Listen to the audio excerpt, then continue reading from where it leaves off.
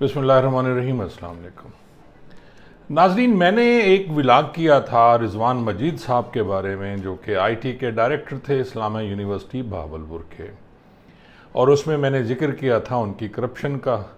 और जिस पे साहब मासूफ बड़े गुस्से हुए और उन्होंने मुझे 10 अगस्त को एक लीगल नोटिस भिजवाया जिसमें उन्होंने फरमाया अपने कौंसिल के ज़रिए कि मैं 15 दिन के अंदर अंदर उनके अकाउंट में 15 करोड़ रुपया जमा करवाऊं, क्योंकि उनकी साख को नुकसान पहुंचा। वो इंतहाई नेक और शरीफ आदमी हैं, वो इंतहाई नेक और आनेस्ट अफसर हैं इस्लामिया यूनिवर्सिटी के, तो इसलिए मैं उनको 15 करोड़ रुपया उनके अकाउंट में जमा कराऊं। अब वो नोटिस मुझे मिल गया जी, मैं उसका जवाब खैर वो भी मैंने भिजवा दी है। लेकिन नाजरीन, जो असल हकायक आज मैं आपको बताना चाह रहा हूँ वो ये है कि रिजवान साहब जो हैं, रिजवान मजीद साहब, इस वक्त एंटी करप्शन बहावलपुर की हिरासत में हैं और उन पे इल्ज़ाम है करप्शन का। जो रिजवान मजीद साहब ये कहते थे कि वो इंतहाई ऑनेस्ट बंदे हैं और उन्होंने तो आज तक कुछ गलत किया ही नहीं, बल्कि जब मैंने एक व्लॉग किया उस पर उन्होंने जो कमेंट्स किए वो भी मैं आपको बताता हूँ। उन्होंने कहा जी कि अब आप करप्शन से मेरी अपॉइंटमेंट पे आ गए हैं, तो जनाब 15 दिन गुजरने दें, उसके बाद फिर देखें आपका क्या होगा। अब नाजरीन, मैंने बहुत से इस टाइप के नोटिस भी देखे, बहुत कुछ अपनी ज़िंदगी में झेला, अच्छे और बुरे वक्त मैंने बहुत देखे। तो जो रिजवान मजीद साहब का मुझे नोटिस आया था, लीगल नोटिस, उसकी अहमियत कुछ ज़्यादा नहीं थी, क्योंकि मेरे पास मुकम्मल सबूत थे उनकी करप्शन के। और उसकी मैं पहले हम आ जाते हैं रिजवान मजीद साहब में, जैसा कि मैंने पहले बताया कि इस वक्त वो एंटी करप्शन की हिरासत में है, और उनके एक भाई जो हैं वो भी इस वक्त कैंट थाने में बंद है, और उन पे इल्ज़ाम है जी एक मुबैना तौर पर कि उन्होंने चोरी किया मोबाइल फ़ोन। लेकिन असल कहानी जो है वो ये है कि इन्होंने जापान टाउन है बिल्कुल इस्लामिया यूनिवर्सिटी के सामने, वहाँ इन्होंने प्लाट्स लिए थे अपने उस काले धन से, और वो अपने भाई के नाम कराए, और उसके बाद वो उनको मुबैना तौर पर उन्होंने बेच के बहुत से पैसे इकट्ठे किए। रिजवान मजीद साहब के बारे में थोड़ा सा मैं आपको बता दूं कि जी ये सबसे पहले जो ख्वाजा फरीद यूनिवर्सिटी है, वहाँ जब अतर महबूब साहब जो हैं वहाँ वाइस चांसलर थे, तो ये आए यंग थे, एनर्जेटिक थे, इनमें बहुत सी क्वालिटीज़ थी जिनको देखकर अतर महबूब साहब जो वाइस चांसलर थे उन्होंने इनको डायरेक्टर बना दिया, आईटी का डायरेक्टर ये बने। और मैं आपको बताता हूँ कि जी जब ये ऐड आया था नाजरीन, उस वक्त वो डेट थी, लास्ट डेट थी 7/10/2019, यानी 7/10/2019 तक जो एक्सपीरियंस चाहिए था उस पोस्ट के लिए वो 13 साल चाहिए था।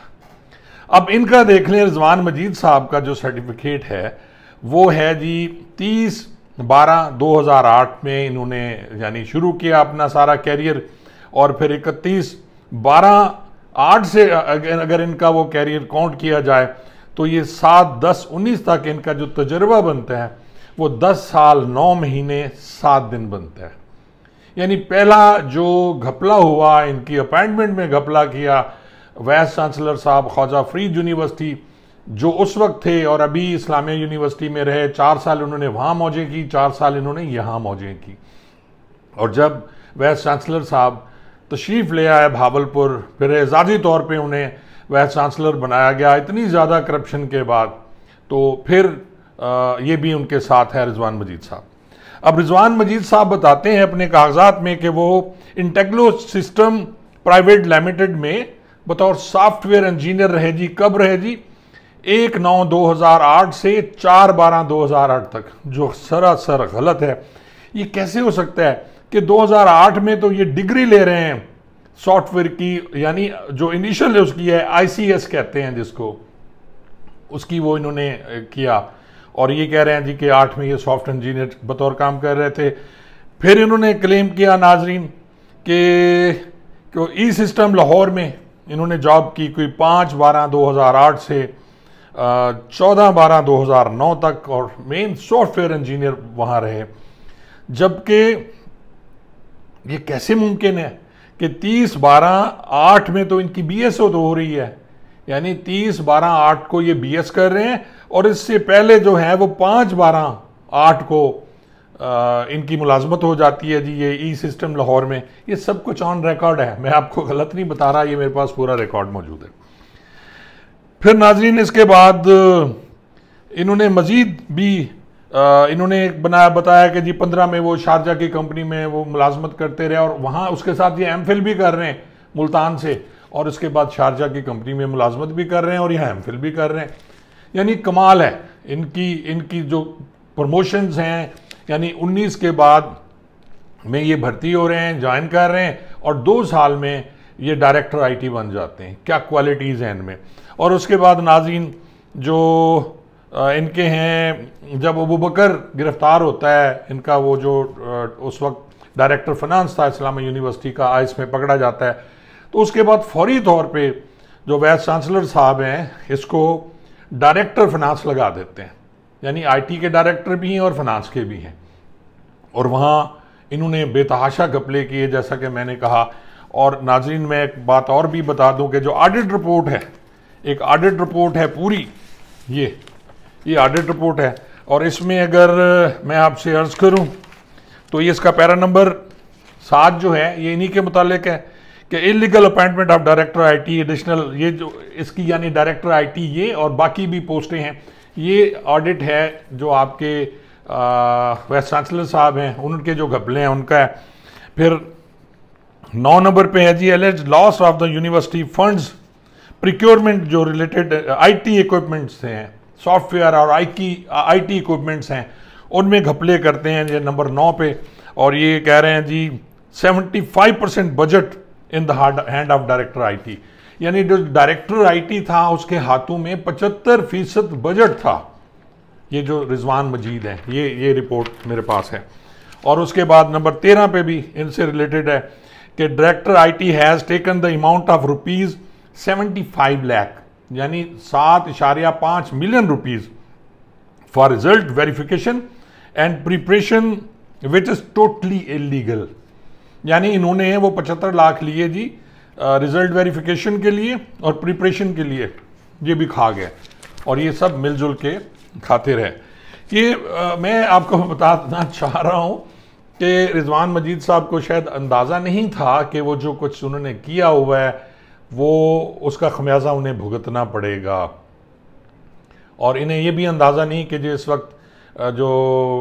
DG एंटी करप्शन है वो कितने सख्त हैं इस मामले में, और किस तरह वो आहनी हाथों से इनको निपटेंगे। और अभी ये कस्टडी में है, जो खबरें आई हैं,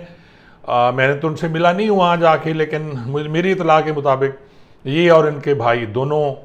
कस्टडी में हैं। डॉक्टर फरखंदा हैं, उनके पीछे पुलिस रेड कर रही है। अबू बकर पे भी रेड हो रहे हैं लेकिन वो नहीं मिल रहे। लेकिन मज़े की बात यह है नाजरीन कि जो वाइस चांसलर साहब हैं वो मज़े में हैं, क्योंकि पंजाब के हेड जो हैं मुबैना तौर पर उनका ताल्लुक भावलपुर से है, और सुना जा रहा है कि वो उनकी सपोर्ट में है और लॉबिंग है उनकी। और जिस तरह आप ये देखें कि इनके खिलाफ रिपोर्ट्स गई, और एक जो रिपोर्ट मैंने पिछले व्लॉग में भी अर्ज़ किया था जिसमें जो टीम थी उसकी CM की इंस्पेक्शन टीम, उसने क्लियर तौर पर इनके खिलाफ एंटी करप्शन में मुकदमात दर्ज करने के लिए लिखा था, और लिखा था कि इन्हें अपने पोस्ट से हटाया जाए, लेकिन कोई इनका बाल बांका ना कर सका,